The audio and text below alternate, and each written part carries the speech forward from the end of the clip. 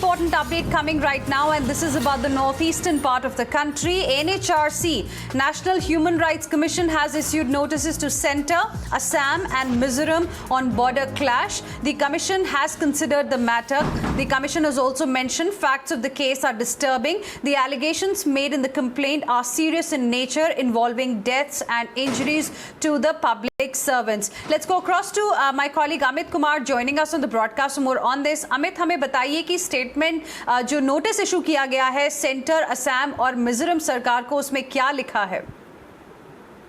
देखिए, जिस तरह से वो हिंसा हुई थी उस शाम को और जिस तरह से मिजोरम और असम की पुलिस एक दूसरे के खिलाफ गोलीबारी हुई, कई लोग की मौत भी हो गई, तो इसको लेकर साफ तौर पे एनएचआरसी का कहना है कि जो सर्कमस्टांसेस थे, वहां पर जो हालात पैदा हुए हैं, वो दिख रहा है कि बहुत ही गंभीर वहां पर मामले थे।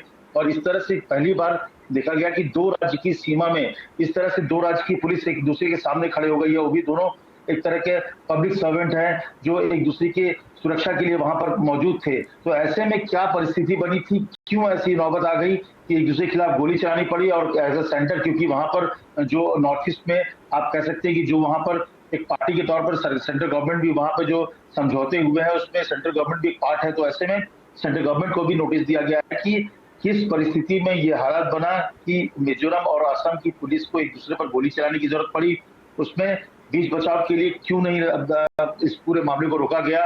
और इसको लेकर पूरी रिपोर्ट जो एक तरह से सेंट्रल गवर्नमेंट असम और मिजोरम से मांगा गया है कि जो पब्लिक सर्वेंट है, जो पुलिस सर्विसेज के लोग हैं, वो एक दूसरे पर गोली चला रहे हैं। ऐसा पहली बार भारत में हुआ है। तो इसलिए इस मामले को गंभीरता से लेते हुए एनएचआरसी ने तीनों को नोटिस किया है।